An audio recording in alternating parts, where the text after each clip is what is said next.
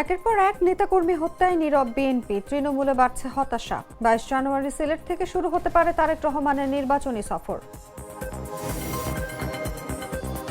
ত্রয়োদশ নির্বাচনে ইসিতে দ্বিতীয় দিনের আপিলে 57 জন বৈধ। জাতীয় পার্টি নির্বাচনে অংশগ্রহণ কেন অবৈধ নয় জানতে চেয়ে হাইকোর্টের রুল। মুসাব্বির হত্যায় প্রধান শুটার জিনাত সহ গ্রেফতার 4। ব্যবসা নিয়ে দ্বন্দ্বের জেরেই হত্যা বলছে ডিএমপি। ইরানি অস্থিরতার মধ্যে গাজায় যুদ্ধবিরতি লঙ্ঘন, ইসরায়েলি হামলায় নিহত 3।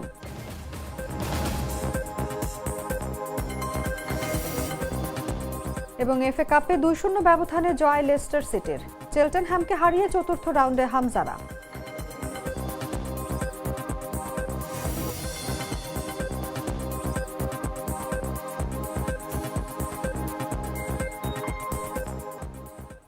শুনছিলেন সংবাদ শিরোনাম। দর্শক আমন্ত্রণ সন্ধ্যা 7টার সংবাদে, সঙ্গে আছি আমি অনুভা বিশ্বাস।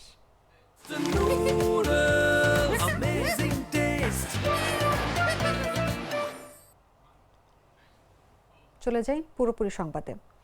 আর মাত্র কয়েকদিন বাকি ত্রয়োদশ জাতীয় সংসদ নির্বাচনের। দেশে ফিরেছেন বিএনপির চেয়ারম্যান তারেক রহমান, দলেও ফিরেছে নির্বাচনী গতি।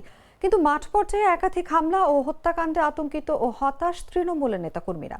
অভিযোগ উঠেছে এসব ঘটনায় দলীয় নেতৃত্বে নীরবতা বাড়াচ্ছে ক্ষোভ, আর নির্বাচনের প্রাক্কালে আইনশৃঙ্খলা পরিস্থিতি নিয়ে বাড়ছে উদ্বেগ। এ সময় আইনশৃঙ্খলা পরিস্থিতি নিয়ন্ত্রণে প্রতিটি থানায় সেনাবাহিনী মোতায়েনের পরামর্শ রাজনৈতিক বিশ্লেষকদের। খালিদ হোসেনের পাঠানো তথ্যে বিস্তারিত জাগো ডেস্ক রিপোর্টে। হাতে মাত্র 1 মাস সময়, এরপর ত্রয়োদশ জাতীয় সংসদ নির্বাচন। দেশে ফিরেছেন বিএনপি চেয়ারম্যান তারেক রহমান, দলও বেশ চাঙা। তবে এরই মধ্যে হত্যা আতঙ্কে হতাশায় ভুগছেন তৃণমূলের নেতাকর্মীরা। গেল কয়েক মাসে দেশ জুড়ে হত্যাকাণ্ডের শিকার হয়েছেন বিএনপির অনেক নেতাকর্মী। সবশেষ স্বেচ্ছাসেবক দল নেতা মুসাব্বির হত্যায় কিছুটা প্রতিক্রিয়া দেখালেও অন্য হত্যাকাণ্ডের ঘটনায় অনেকটা নীরব দেখা গেছে দলের শীর্ষ নেতাদের, যা হতাশা বাড়াচ্ছে তৃণমূলে। বিএনপির দলীয় সূত্র বলছে, সাম্প্রতিক সময় সারা দেশে বিএনপির নেতাকর্মীদের ওপর হামলার সংখ্যা উদ্বেগজনক হারে বেড়েছে। গেল বছরের শুধু ডিসেম্বর মাসে দেশের বিভিন্ন জেলায় অন্তত 70টি সহিংস ঘটনায় শতাধিক নেতাকর্মী আহত হয়েছেন। নিহত হয়েছেন কমপক্ষে 13 জন। তালিকায় রয়েছে ঢাকা, ঝিনাইদহ, নারায়ণগঞ্জ, চট্টগ্রাম সহ একাধিক জেলা। তৃণমূলের নেতাকর্মীদের অভিযোগ, দেশের বিভিন্ন জেলায় বিএনপির নেতাকর্মীদের ওপর এমন হামলা হত্যার ঘটনা ঘটলেও কেন্দ্রীয় নেতৃত্ব এখন আগের মতো দৃঢ় বা তীব্র প্রতিক্রিয়া দেখাচ্ছে না। শোক জানিয়ে অনেকটা দায়সারা হচ্ছে। হত্যার বিচারের দাবিতে জোরালো কোনো আন্দোলন, সভা সমাবেশ কিংবা মানববন্ধনও দেখা যায়নি। মুসাব্বির হত্যাকাণ্ডে কিছু প্রতিক্রিয়া দলীয় কার্যালয়ের সামনে জানাজা হলেও সেখানে দলের শীর্ষ নেতাদের কাউকে অংশ নিতে দেখা যায়নি। সংশ্লিষ্টরা বলছেন, আসন্ন জাতীয় নির্বাচনের প্রেক্ষাপটে বিএনপি সরব হচ্ছে না, যাতে নির্বাচনের সময় পরিস্থিতি নেতিবাচক না হয়। এই নীরবতা তৃণমূল পর্যায়ের নেতাকর্মীদের মধ্যে হতাশা ও ক্ষোভ সৃষ্টি করছে। আগামী 22 জানুয়ারি সিলেট সফরে যাবেন বিএনপির চেয়ারম্যান তারেক রহমান। সিলেটে হযরত শাহজালাল রহমাতুল্লাহি আলাইহির মাজার জিয়ারতের মধ্য দিয়ে আসন্ন ত্রয়োদশ জাতীয় সংসদ নির্বাচনের প্রচার শুরু করবেন তিনি। বিএনপির বিভিন্ন সূত্র বিষয়টি নিশ্চিত করেছেন। বিস্তারিত জাগো ডেস্ক রিপোর্টে।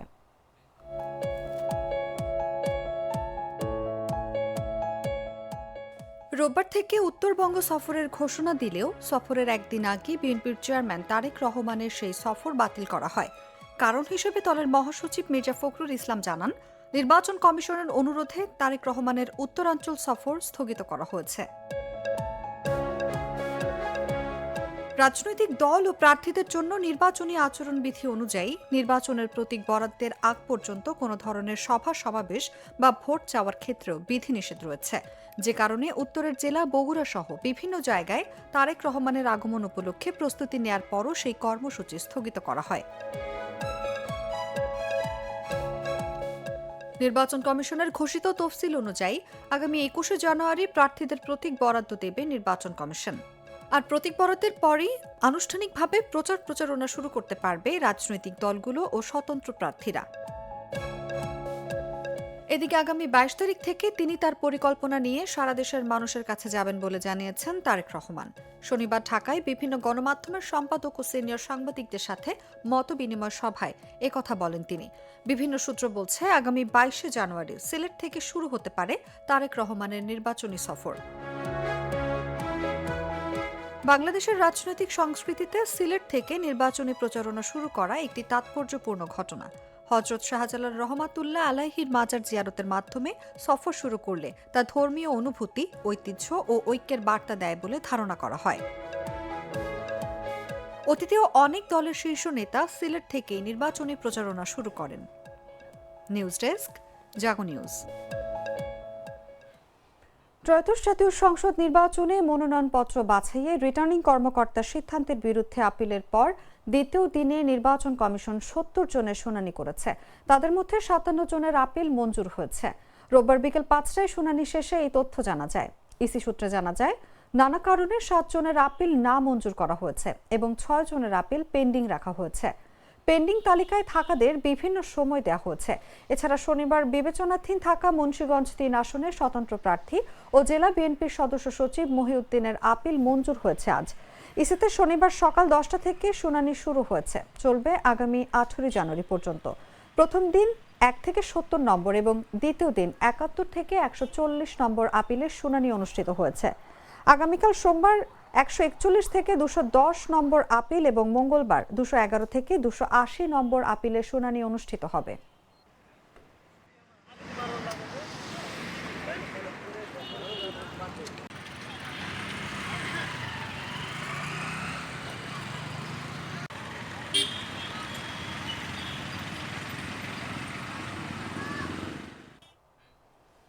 বগুড়া ২ আসনে নাগরিক ঐক্যের সভাপতি মাহমুদুর রহমান মান্নার প্রার্থিতা বৈধ ঘোষণা করেছে নির্বাচন কমিশন। রোববার দুপুরে রাজধানীর আগারগাঁওয়ে নির্বাচন ভবনের অডিটোরিয়ামে অনুষ্ঠিত দ্বিতীয় দিনের আপিল শুনানিতে তার মনোনয়নপত্র বৈধ ঘোষণা করা হয়। এর আগে সকাল ১০টায় এই শুনানি শুরু হয়।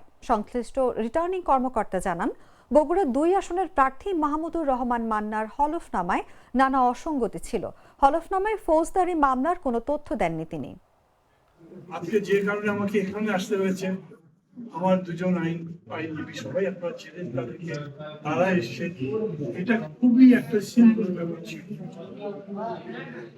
আর যাচাই বাছাই করা হয় প্রার্থীদের বাদ দেওয়ার জন্য, বরঞ্চ তাদের কোনো ভুল ত্রুটি হলে সেটা সংশোধন করে যাতে তাদেরকে নির্বাচনী প্রক্রিয়ার মধ্যে রাখা যায়।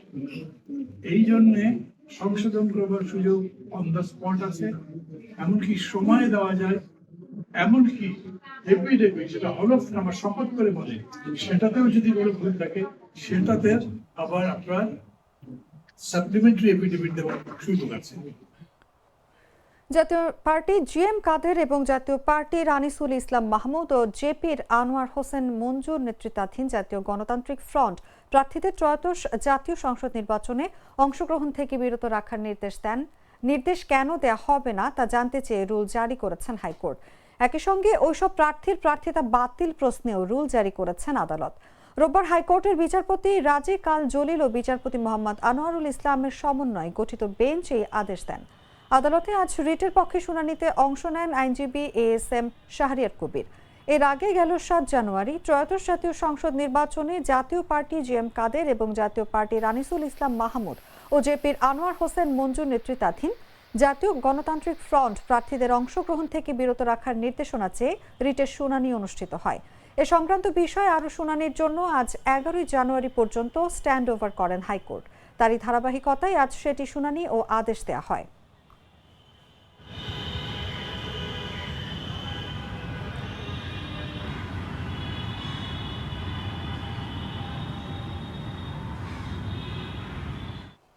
শিক্ষা প্রতিষ্ঠানকে নির্বাচনী বা যে কোনো সভা সমাবেশ প্রচার প্রচারণার কাজে ব্যবহার নিষিদ্ধ করা হয়েছে। রিটার্নিং অফিসারের অনুমতি ছাড়া কোনো শিক্ষা প্রতিষ্ঠানে সমাবেশের অনুমতি না দেওয়ার বিষয়টি নিশ্চিত করতে বলা হয়েছে। রোববার ঢাকা বিভাগীয় কমিশনারের কার্যালয় থেকে মাধ্যমিক ও উচ্চ শিক্ষা অধিদপ্তরের মহাপরিচালক বরাবর পাঠানো চিঠিতে এই নির্দেশনা দেওয়া হয়। চিঠিতে বলা হয়, আসন্ন ত্রয়োদশ জাতীয় সংসদ নির্বাচন ও গণভোট আগামী ১২ ফেব্রুয়ারি অনুষ্ঠিত হবে। নির্বাচন পূর্ব সময়ে আচরণবিধি কঠোরভাবে প্রতিপালনের নির্দেশনা রয়েছে। লক্ষ্য করা যাচ্ছে যে কোনো কোনো প্রার্থী বা তার পক্ষে অন্য কোনো ব্যক্তি সেমিনার সংবর্ধনা যুব সমাবেশের নামে ভোটারদের জমায়েত করে নির্বাচনী প্রচারণার চেষ্টা করছেন। এক্ষেত্রে ভেন্যু হিসাবে বিভিন্ন শিক্ষা প্রতিষ্ঠানের মাঠ বা হলরুম ব্যবহার করার প্রবণতা দেখা যাচ্ছে। অনেক ক্ষেত্রে এসব সমাবেশের জন্য রিটার্নিং অফিসারের অনুমতি ছাড়াই শিক্ষা প্রতিষ্ঠানের প্রধানরা স্থানীয়ভাবে শিক্ষা প্রতিষ্ঠানকে ভেন্যু হিসেবে ব্যবহারের অনুমতি দিচ্ছেন, যা নির্বাচনী আচরণের সুস্পষ্ট লঙ্ঘন। এমন পরিস্থিতিতে রিটার্নিং অফিসারের অনুমতি ছাড়া কোনো শিক্ষা প্রতিষ্ঠানে সমাবেশের অনুমতি না দেওয়ার বিষয়টি নিশ্চিত করার নির্দেশ উল্লেখ করা হয় চিঠিতে।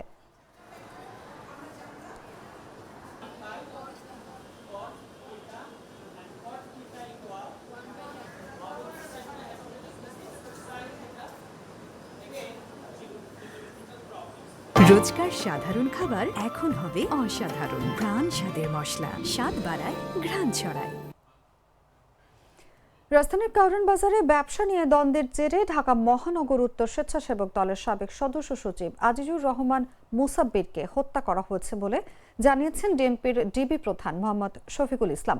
এই ঘটনায় প্রধান শুটার সহ 4 জনকে গ্রেফতার করা হয়েছে বলেও জানান তিনি। রোববার বিকেলে ডিএমপির মিডিয়া সেন্টারে আয়োজিত এক সংবাদ সম্মেলনে তিনি একথা জানান। সবাই অবগত আছেন যে গত 7 জানুয়ারি 2026 তারিখ আনুমানিক রাত 8:30 দিকে রাজধানীর পশ্চিম তেস্তুরি পাড়াস্থ হোটেল সুপারস্টারের পাশের গলিতে অজ্ঞাতনামা দুর্বৃত্ত কর্তৃক বাংলাদেশ জাতীয়তাবাদী স্বেচ্ছাসেবক দলের ঢাকা মহানগর উত্তরের সাধারণ সম্পাদক মোহাম্মদ আজিজুর রহমান ওরফে মোসাব্বির ও সুফিয়ান মাসুদকে হত্যার উদ্দেশ্যে গুলি করে। হাসপাতালে নিয়ে গেলে কর্তব্যরত চিকিৎসক মোহাম্মদ আজিজুর রহমান এলাইস মোসাব্বিরকে মৃত ঘোষণা করেন। উল্লেখ্য যে ঘটনায় নিহতের স্ত্রী বাদী হয়ে অজ্ঞাতনামা 4-5 জনকে আসামি করে তেজগাঁ থানায় 8 তারিখে একটা মামলা দায়ের করে।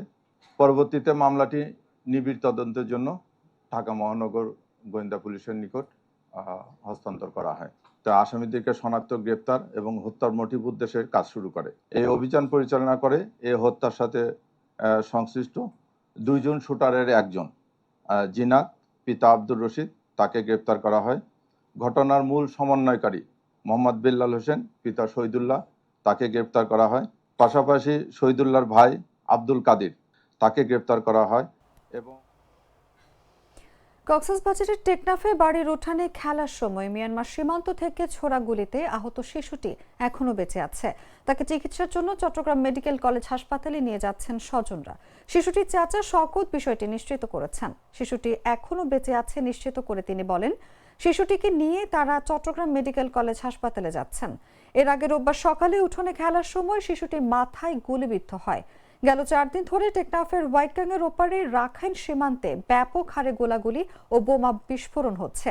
সেখান থেকে ছোড়া গুলিতে তানজিনা আফরান নামের ওই শিশুর মাথায় গুলি লাগে।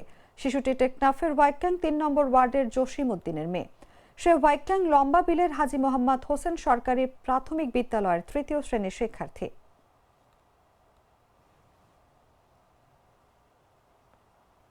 গ্লিটারের টুইন লেমন ও অ্যান্টিব্যাকটেরিয়াল ফর্মুলা বাসনকে চকচকে জীবাণুমুক্ত করে আমাদের দেয় গ্লিটার গ্যারান্টি।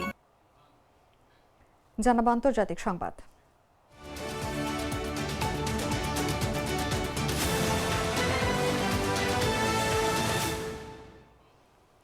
ইরানে চলমান রাজনৈতিক অস্থিরতার মধ্যেই গাজায় আবারও যুদ্ধবিরতি লঙ্ঘন করেছে ইসরায়েল। অবরুদ্ধ উপত্যকাটিতে ইসরায়েলি বাহিনীর রাতভর হামলায় অন্তত 3 ফিলিস্তিনি নিহত এবং আরও 7 জন আহত হয়েছেন।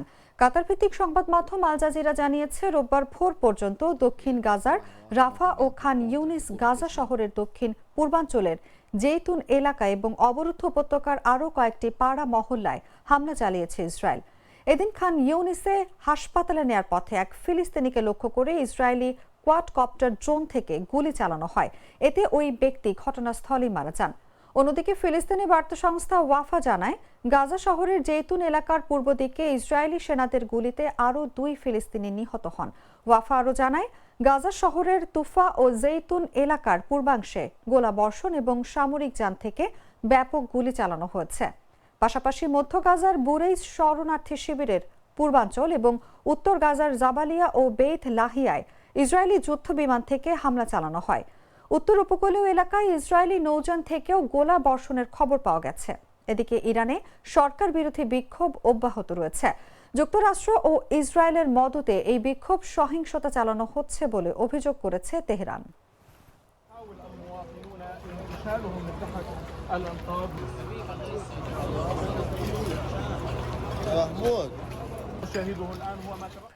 যুক্তরাষ্ট্রের মিসিসিপি অঙ্গরাজ্যের একটি গ্রামীণ এলাকায় ভয়াবহ বন্দুক হামলায় 7 বছরের এক শিশুসহ মোট 6 জন নিহত হয়েছেন। কর্তৃপক্ষ জানিয়েছে শুক্রবার একক বন্দুকধারী 3টি পৃথক স্থানে এই হামলা চালায়। এই ঘটনায় 24 বছর বয়সী দারিকা মুর নামে এক যুবককে গ্রেফতার করা হয়েছে। তাকে প্রথমে ফার্স্ট ডিগ্রি মার্ডারের অভিযোগে অভিযুক্ত করা হয়েছে। তবে অতিরিক্ত হত্যার অভিযোগ যুক্ত করে মামলাটি ক্যাপিটাল মার্ডারে উন্নীত করা হবে বলে জানিয়েছেন ক্লে কাউন্টির শেরিফ এরি স্কট। শনিবার এক সংবাদ সম্মেলনে তিনি এসব তথ্য জানান। শেরিফ স্কট জানান, এই ভয়াবহ হামলার পেছনে কী উদ্দেশ্য ছিল তা এখনও স্পষ্ট নয়। তবে তিনি এনবিসি নিউজকে বলেছেন, নিহতদের মধ্যে কয়েকজন বন্দুকধারীর আত্মীয় স্বজন। সংবাদ সম্মেলনে শেরিফ এরি স্কট হামলার পুরো সময়ক্রম তুলে ধরেন।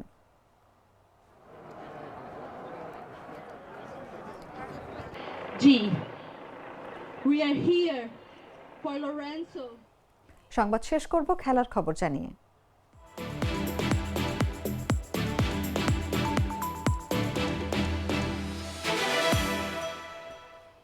এফএ কাপে প্যাটসন ডাকার পা থেকে পাওয়া প্রথম গোলে চেলটেনহামকে 2-0 ব্যবধানে হারিয়েছে হামজা চৌধুরীর লেস্টার সিটি।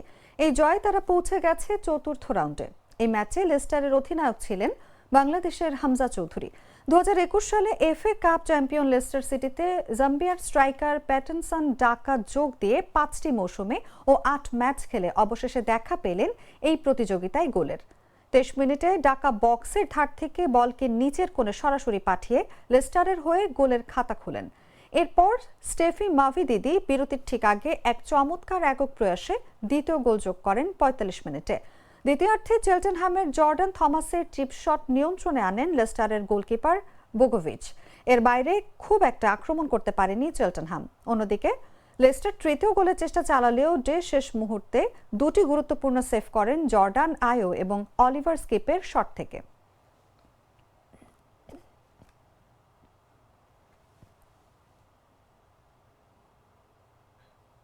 সংবাদ শেষ করার আগে শিরোনামগুলো জানিয়ে দিচ্ছি আরো একবার।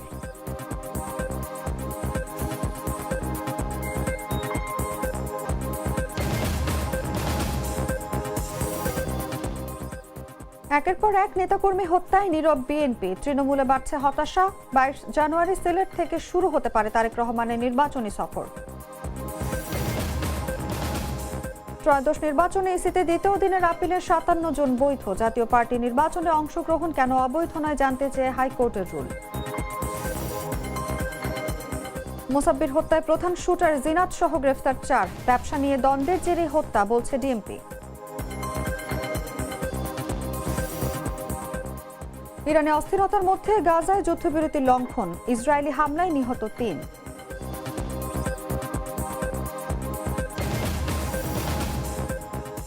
এবং এফএ কাপে 2-0 ব্যবধানে জয় লেস্টার সিটির। চেলটেনহামকে হারিয়ে চতুর্থ রাউন্ডে হামজারা।